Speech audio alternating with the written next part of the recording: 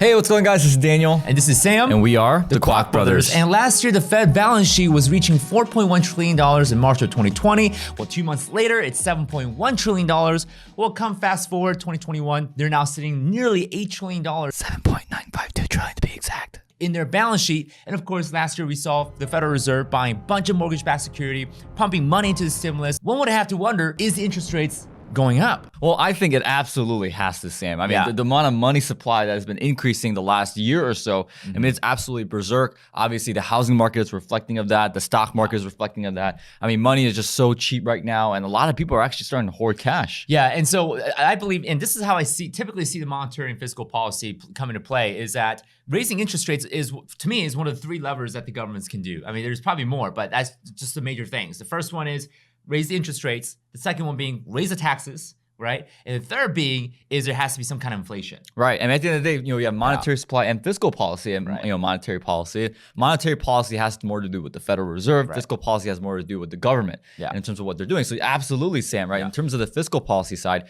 they're going to raise taxes. As a matter of fact, I wouldn't be surprised if they start taxing your 401k even more, right? I mean, it's going to go crazy. But on the monetary policy side, you have open market operations like quantitative easing. They're buying mortgage-backed securities. They're buying $120 billion worth every single month, guys, of treasury bonds and mortgage-backed securities, which I believe is what kept the mortgage interest rates low. Yeah, so we're already seeing a little bit of quote unquote hyperinflation, and of course the Federal Reserve Chairman Jerome Powell is saying, "Oh, this is just transitory. It's temporary. We're just here for a little bit, and then we'll move on." Right now, that's almost me hinting, yeah, we have inflation today, but we might see rising interest rates to kind of pull that back a little bit. Combining the fact, again, we talked about. Joe Biden's administration is talking about raising capital gains taxes, incurring more tax rates, undoing a lot of the tax changes we've done in the last 4 to 8 years. So one has to wonder, is the interest rate rising part of that, and how does that affect the housing market and you guys out there investing and making your hard-earned money work for you? So let's go and talk about that. Yeah, interesting enough, right? The Peter Schiff, right? He says interest rates are going to go all the way up to 8 to 10%. You're going to have to raise interest rates very dramatically. And you're going to be looking at, I don't know the record high mortgage rates, but you can see mortgage rates go from where they are now, which is what, 3/4, maybe up 8 to 10%. And if people have to pay 8 to 10% to get a mortgage, they can't buy these houses. Yeah, which for us is unheard of. So we know that interest rates are going to go up. I mean, they have to. There's no way that this money supply can remain this high in terms of circulation forever. But one has to wonder, how is this going to affect the housing market? I mean, do you think it's going to be good? Do you think it's going to be bad? Well, first of all, I don't think it's going to go up as high as 8%. No, I don't think so either. I know we had a huge monumental shifts and changes in monetary policy. We have never seen this big of a balance sheet in the Federal Reserve, but I don't think that's not necessarily the step. I think we'll talk about dates in a sec, but we'll probably see an incremental increase of maybe 0.5%, 0.25%, maybe each quarter. But I don't see it jump up to 8 to 9 to 10%. That's going to spook a lot of investors. It's going to not spook. It's going to freak them out. 100%. I mean, even a 1% or 2% increase in interest rate, I think what it's going to do to the value of equities market, what it's going to do to the bond market, I think it's going to be astronomical. Yeah. So going back to the housing market, I know we've been talking about, we're going to see a crash. We're going to see the pricing decrease. Well, I have to say, Daniel and I have to admit that we're starting to kind of change our mind a little bit about this with new information and new facts coming in, especially from the fact that 2 days ago we talked about how big companies like BlackRock and Fundrise buying up neighborhoods, buying up even subdivisions to turn into rental properties, which is massive. And we're seeing massive recovery come back from the COVID-19 pandemic. I think there's going to be a continuing growth in the housing prices.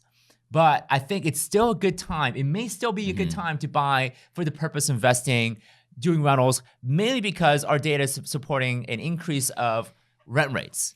Now, if the rent rates were to stay stagnant and were to stay the same, I would probably say, well, it's definitely not the time to buy right now. You're not going to get the best return, not going to get very good profit margin. But from the fact that the rent rates are also going up, it may not be a bad idea, or it's not one of those hot Sam, markets. I don't know about that, because you're almost kind of breaking the first rule of investing, which is you never buy based on capital gain. You never, Definitely not. You never buy properties based on, well, we're going to be able to increase the rent. And in my opinion, the golden rule of investing is right now, especially with prices being so high, a lot of volatility happening in the market.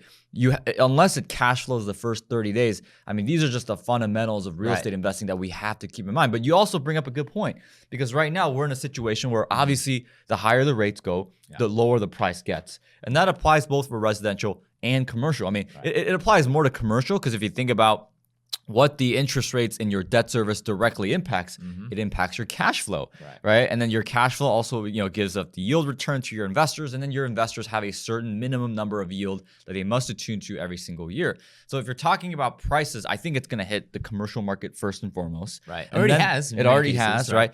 And then it's going to go into the housing market in terms of your regular, Mr. and Mrs. Jones buying their house. Yeah. Now you bring up an interesting point, because, well, let's say that the mortgage rates get higher, and all of a sudden, obviously the average American looks at that. They look at that monthly payment, and they ask themselves, well, can I afford it, right? I think even if you increase the interest rates on mortgages and you lower the amount of individuals who are qualified buyer in that qualified buyer pool, you bring up a very good point. Institutions like BlackRock, Fundrise are buying up homes. I don't know if that's going to matter. I don't know if it's going to affect single-family housing prices anymore. Yeah. I mean, is this the end? Yeah, and we'll just have to see, right? Because the fact that, with the super low interest rate, I mean, 0% interest rates, it definitely incentivizes big companies and corporations to go and buy.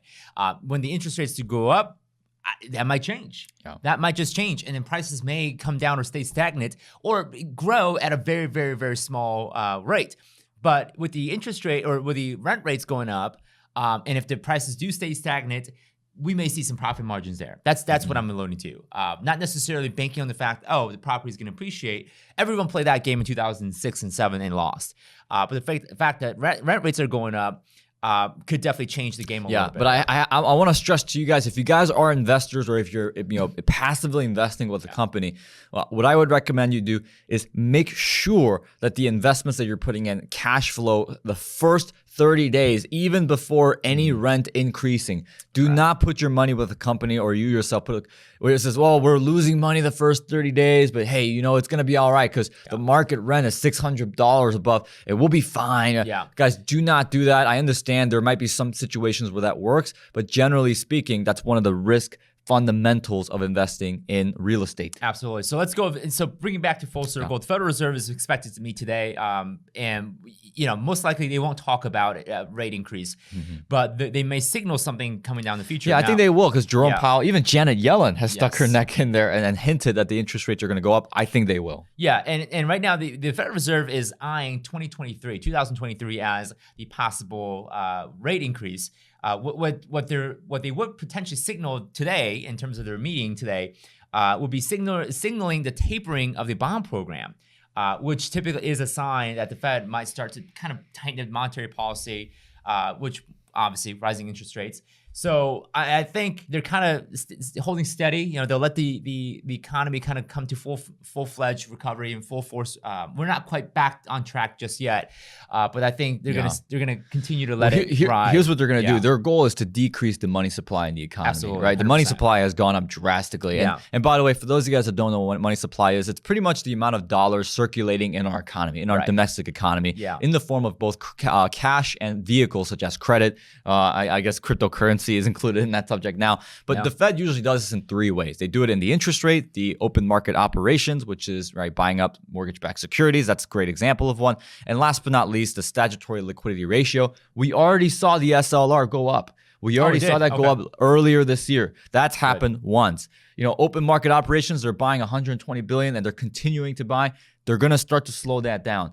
And mark my words, I actually believe that they're going to increase the interest rates even before 2023. They're going to start creeping that up. 100%. Yeah, they can say 2023. I was wondering, like, why 2023? I mean, it has to happen sooner because I mean, just the money and money supply. And one thing we do want to address is that, yes, the money supply has gone up from $4 trillion a year ago to $18 trillion today. But one thing that you guys need to note is that the accounting rules, the way that the Federal Reserve now sees savings account has changed. So it's actually the distinction between M1 and M2. So M1 is like a checking account, easy accessible cash. M2 is kind of like a savings account. And the rule with savings account is you can only do 6 withdrawals on a given month. You can't do any more withdrawals than that, right? Now, with the COVID-19 pandemic, the Federal Reserve said, you know what? Savings account, you can do more than 6 withdrawals in a given month. You can do whatever you want. And now the distinction between M1 and M2, checking and savings account, there's the line has blurred. So now it looks like, oh, hold on, wait a minute. There's more access to cash in the economy from $4 trillion to $18 trillion. In all reality, it's actually about $11.5 trillion of that is actually from savings account. So in all reality, the money supply did increase by, I think, $2 or $3 trillion, but it's not like 3 times more. Yeah. But nevertheless, we still, like our conclusion is that we still will see some kind of interest rate hike sooner than 2023. Yep, and I also think the Fed's gonna prohibit and they're going to slow down what they're buying every single month in terms of notes, bonds as well. And here's another fact, right? Actually today or yesterday, JP Morgan came out and said, the CEO came out and said, hey, listen, we're holding $500 billion of cash, betting on the fact that the interest rates will go up. Yep. JP Morgan. That's huge. Yeah, it's going to be huge. So again, guys, let us know what your comments are below. Thank you for watching this video. Subscribe to our YouTube channel. We have content like this coming every single Monday, Wednesday, and Friday. And of course, guys, don't forget to like this video and share this video as well. Thank you so much for watching. I'll see you guys in the next one.